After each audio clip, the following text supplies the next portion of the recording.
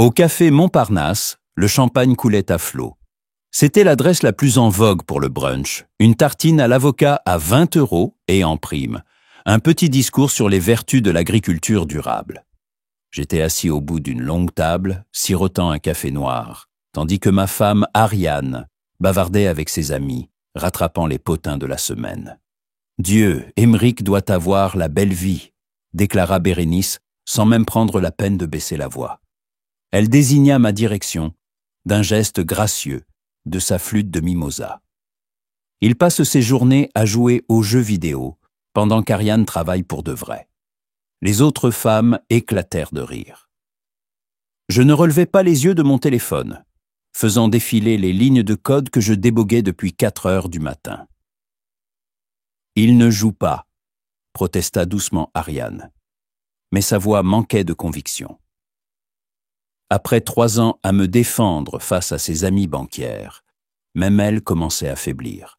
« Allons », répliqua Solène, qui venait tout juste d'être promue chez BNP Paribas. Hier, je l'ai vu par la fenêtre. À 14 heures, il était encore vautré sur le canapé à tripoter ses joujoux. Jamais mon mari ne se permettrait une chose pareille, intervint Gaël.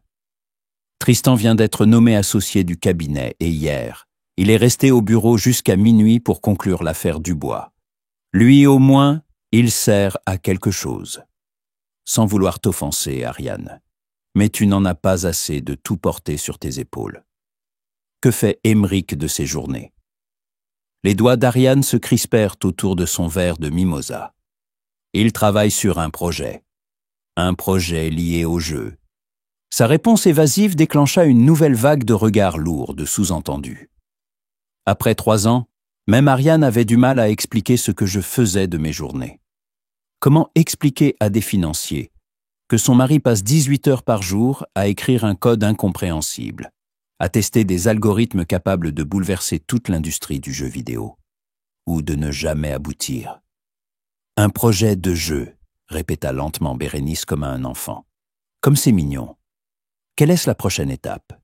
Devenir streamer sur Twitch et gagner des dizaines d'euros par mois? Les femmes éclatèrent de rire une nouvelle fois. Je jetai un regard à Ariane. Elle fixait son assiette avec une obstination fébrile, feignant d'y trouver plus d'intérêt que dans la conversation. « Vous savez, » reprit Solène en se penchant d'un air conspirateur, « ma sœur a connu la même histoire. Son mari a quitté son travail pour une lubie.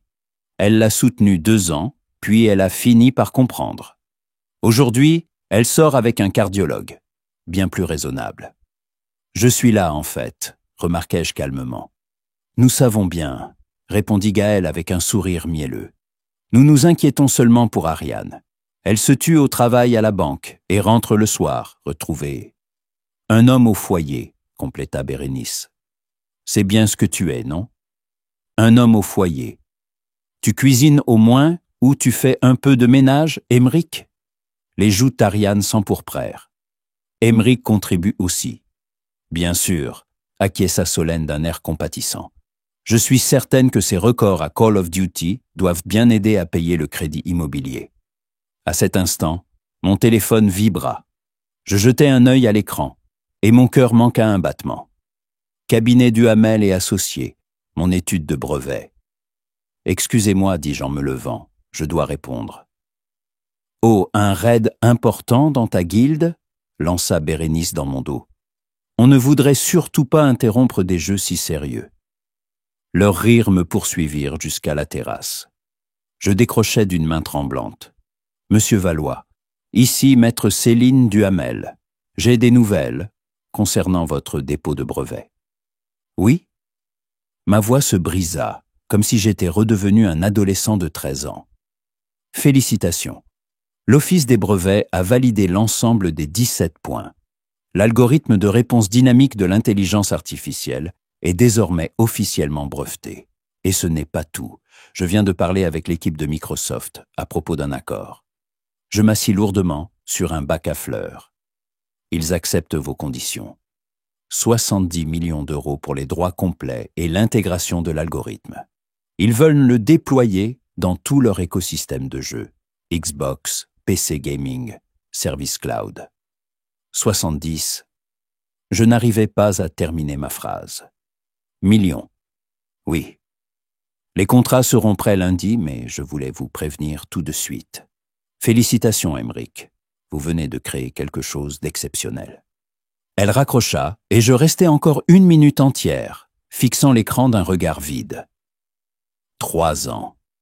3 années de suite où Ariane rentrait du travail épuisée, tandis que je restais en pyjama, comme si le temps s'était figé pour moi. 3 ans de moqueries de ses amis. 3 ans de questions de ses parents. Quand est-ce qu'il deviendra sérieux?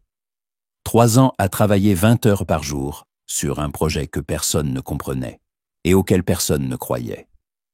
Quand je revins au café, leur petite meute était déjà lancée de plus belle. Et je lui ai dit, Péroré Bérénice, si tu n'es même pas capable de payer l'addition dans un restaurant chic, à quoi tu sers? Ariane, comment supportes-tu de toujours payer toi-même? Nous nous en sortons, répliqua sèchement Ariane. Mesdames, dis-je en me rasseyant. Apparemment, le sourire sur mon visage était trop éloquent. Elles se tournèrent toutes vers moi. Qu'est-ce qui te réjouit tant? Demanda Solène avec suspicion. Tu as enfin battu un boss dans ton jeu? En quelque sorte, répondis-je. En réalité, c'était un appel de mon avocate en brevet. En brevet? Ricana Gaël. Et qu'as-tu donc breveté? Une nouvelle manière de manger un sandwich sans salir ta manette? Un algorithme de réponse dynamique de l'IA pour les environnements de jeu, dis-je négligemment. Microsoft vient d'accepter de l'acheter. Bérénice leva les yeux au ciel. Mais oui, bien sûr. Et moi, la semaine prochaine, j'achète Twitter. Je sortis mon téléphone et leur montrai le mail que Céline venait de m'envoyer. Noir sur blanc, sans ambiguïté. Montant de la transaction, 70 millions d'euros. Un silence pesant s'abattit sur la table. La flûte de mimosa de Solène resta figée à mi-hauteur de ses lèvres. C'est, plissa les yeux Gaël. C'est impossible. 70 millions, confirmai-je aimablement. Avant impôt, bien sûr. Mais pas mal, pour un homme au foyer qui passe ses journées à jouer aux jeux vidéo. Ariane attrapa le téléphone, lut le mail 1 fois, 2 fois. Ses yeux se remplirent de larmes. Emmerich, c'est réel, la rassurai-je. 3 ans de travail viennent de porter leurs fruits. Mais tu jouais, protesta Solène déconcertée. Je t'ai vu. Je testais, expliquai-je. Chaque grand jeu sorti ces 2 dernières années. Je devais comprendre comment leurs IA fonctionnaient, où elles échouaient, et comment les joueurs réagissaient en vrai, pas seulement dans l'imagination des développeurs. On ne change pas une industrie sans la connaître de l'intérieur. Mais tu ne m'as jamais dit. La voix d'Ariane tremblait. Tu ne m'as jamais avoué que c'était si sérieux. Moi-même, je ne savais pas si ça aboutirait. 90% des brevets ne servent jamais à rien. Je ne voulais pas te donner de faux espoirs. De faux espoirs? S'écria Bérénice. Tu viens de vendre quelque chose pour 70 millions? En réalité, précisai-je, en vérifiant mes nouveaux messages, il ne s'agit que de Microsoft. Sony est aussi intéressé. Nintendo appelle déjà. Céline pense que, bien négocié, ça peut grimper à 100 millions. Le mari de Gaël, celui avec son bonus à 7 chiffres, gagnait environ 3 millions par an, les bonnes années. Je venais de réaliser 25 fois plus, avant même l'heure du déjeuner. C'est impossible, trancha Solène. Tu es un homme au foyer. Tu restes chez toi en survêtement. Tu joues. Tu ne peux pas. Tu sais ce que je ne fais pas, répondis-je doucement. Je ne juge pas les gens sur leur apparence. Quand Ariane rentrait après 16 heures de travail, je ne lui faisais pas la morale sur l'équilibre de vie. Quand elle sautait un dîner à cause d'un client, je ne la culpabilisais pas. Je soutenais ses rêves pendant que je travaillais silencieusement sur les miens. Je me tournais vers Ariane. Comme elle a soutenu les miens, même si cela signifiait que ses amis se moqueraient d'elle chaque dimanche. Ariane pleurait à présent, à visage découvert. Pardonne-moi. J'aurais dû te défendre davantage. J'aurais dû... Tu as été parfaite, dis-je. Tu croyais en moi, alors que moi-même j'avais du mal à y croire. Tu crois vraiment que j'aurais tenu 3 ans sans savoir que tu étais derrière moi? C'est insensé, murmura Bérénice. L'homme au foyer vient de devenir plus riche que nous toutes réunies. Peut-être, acquiesçai-je. Mais vous savez quoi? Je n'ai jamais voulu rivaliser avec vos maris. Je n'ai jamais cherché à prouver quoi que ce soit à quiconque, sauf à moi-même. Et à Ariane. Je voulais seulement créer quelque chose qui change notre vision du jeu vidéo. Le téléphone sonna de nouveau. Je jetai un œil à l'écran et ne pus retenir un éclat de rire. « Quoi encore ?» demanda faiblement Gaël. « Ubisoft, répondis-je. Ils veulent discuter d'accords de licence. »« Mais comment ?» s'emporta Solène. « Comment as-tu pu passer du gamer au chômage à ça ?»« Je n'ai jamais été au chômage, dis-je patiemment. J'étais indépendant. Cela fait une différence. Et je ne faisais pas que jouer. J'étudiais, j'analysais, je créais. Chaque fois que vous m'avez vu avec une manette, je travaillais. Chaque nuit, quand Ariane croyait que je jouais, je testais une nouvelle version de l'algorithme. Un projet de jeu, souffla Bérénice. Oui, confirma Ariane, la voix tremblante. Je l'ai toujours appelé comme ça. Il ne se vantait jamais. Il n'expliquait pas à quel point c'était complexe. Il disait simplement « Je travaille sur un projet de jeu vidéo ». Je haussais les épaules. Que cela réussisse ou non, les conversations n'y auraient rien changé. « Et maintenant ?» demanda Gaël. « Qu'est-ce qu'on fait avec 70 millions d'euros ?»« Sans doute m'acheter un nouveau survêtement, » répondis-je. Celui-ci commence à fatiguer. Personne ne rit. Elle me fixait comme si une deuxième tête m'avait poussé.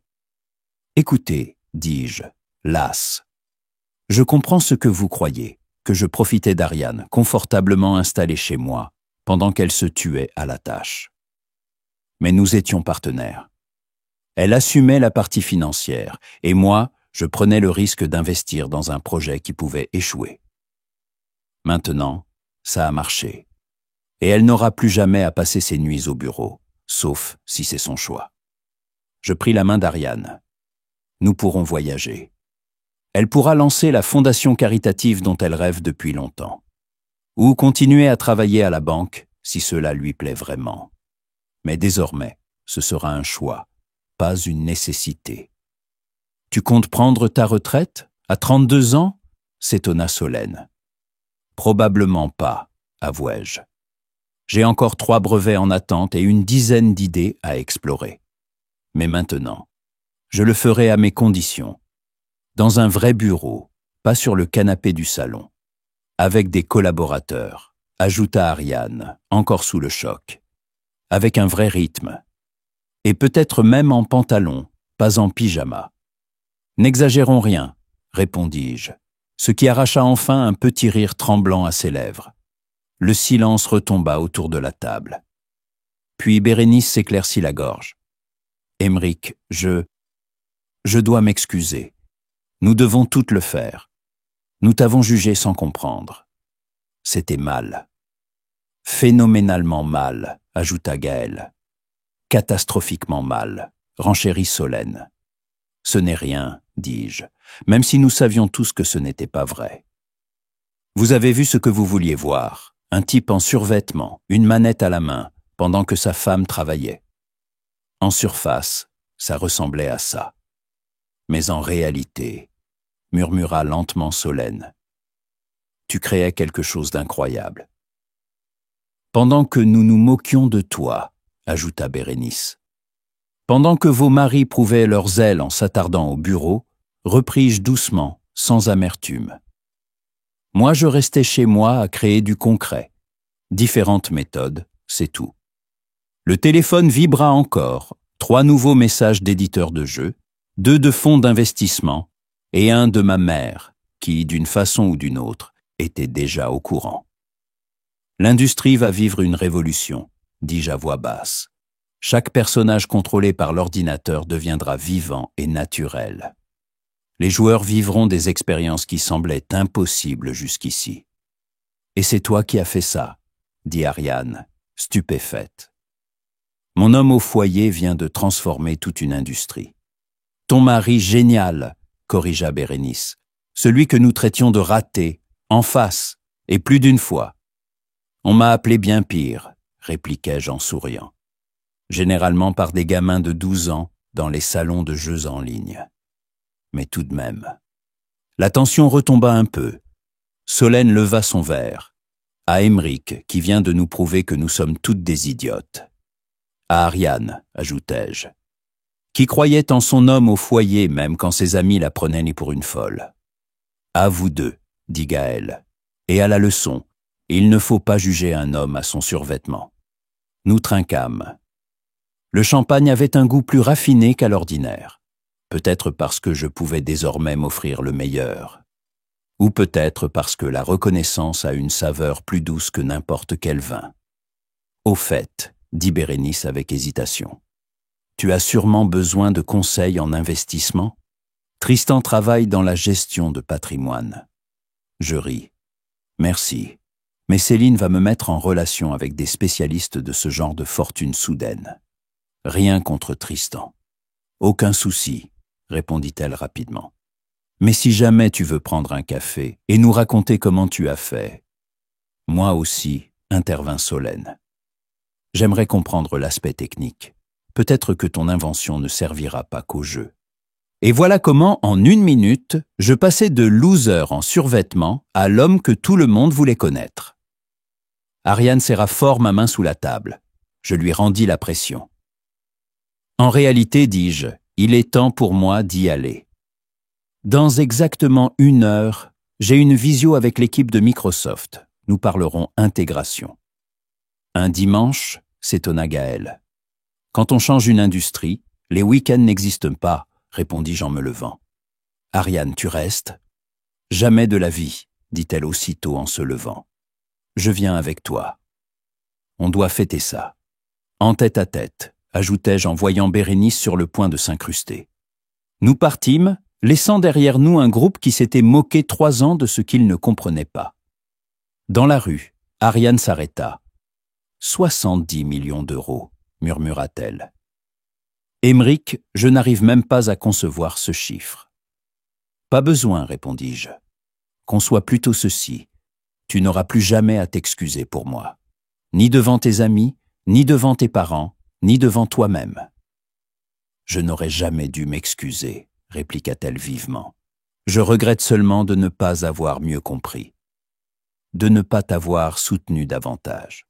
Ariane, tu as été la seule à ne pas exiger que je trouve un vrai travail. La seule à croire que je bossais vraiment et pas seulement que je jouais. Et ça suffisait. Elle m'embrassa sur le trottoir, se moquant bien du regard des passants. Je t'aime. Mon mari génial et patient en survêtement. Un homme au foyer, rectifiai-je. Je devrais peut-être faire imprimer des cartes de visite. N'y pense même pas, éclata-t-elle de rire. Quoique, avec 70 millions, on pourrait s'offrir une villa, ou plusieurs. Ou bien, proposai-je, on reste dans notre appartement et on utilise l'argent pour soutenir des créateurs indépendants. Donner à d'autres rêveurs une chance de révolutionner les choses. Elle me regarda avec une telle fierté que mon cœur se serra. Voilà pourquoi je t'aime. Premier jour comme multimillionnaire, et tu penses déjà aux autres. Le premier d'une longue série, répondis-je, et peut-être que je finirai par acheter un vrai pantalon. N'exagérons rien, répéta-t-elle en riant. Moi j'aime ton survêtement. Ça te ressemble trop. Nous rentrions chez nous, main dans la main. Mon téléphone explosait d'appels et de mails. Nouvelles propositions, nouvelles opportunités, nouveaux horizons. Mais pour la première fois, je les ignorais. Le travail pouvait attendre demain. Aujourd'hui, je voulais fêter ça. Avec la seule qui avait cru en un type en survêtement, une console à la main et un rêve en tête. Je savais que, dès demain, ses amies raconteraient pas partout qu'elles avaient toujours cru en mon succès. qu'elles avaient vu en moi un génie. Mais seule Ariane et moi connaîtrions la vérité, qu'elle seule, 3 ans durant, avait vu plus loin que les apparences, qu'elle m'avait considéré comme un partenaire et non comme un poids, qu'elle savait que les plus grandes révolutions naissent dans un salon, en survêtement, une ligne de code à la fois. « Hé !» dit Ariane en approchant de notre immeuble. « Tu sais ce que ça veut dire ?»« Quoi donc ?»« Que je peux enfin quitter la banque d'investissement et ouvrir le bar à chat dont j'ai toujours rêvé. » Je m'arrêtais net. « Tu ne m'as jamais parlé d'un bar à chat. Parce que nous n'en avions pas les moyens, mais maintenant, si. » Elle sourit. « Tu veux être l'homme au foyer du bar à chat ? » « Seulement si je peux rester en survêtement, » répondis-je. « Marché conclu, » rit-elle. 70 millions d'euros, et tout ce que tu veux, c'est garder ton survêtement. Et rester avec toi, ajoutai-je. Mais surtout le survêtement. Elle me donna une petite tape à l'épaule, mais son sourire ne la quitta pas. En entrant dans notre immeuble modeste, que nous garderions sans doute, parce que c'était chez nous, je songeais que le succès pouvait prendre bien des formes. Parfois, c'était un bureau au dernier étage et un bonus à 7 chiffres. Parfois, la reconnaissance de ses pairs et un titre ronflant. Et parfois, c'était un mail de brevet prouvant qu'un homme en survêtement, une manette à la main, changeait bel et bien le monde. Un algorithme après l'autre.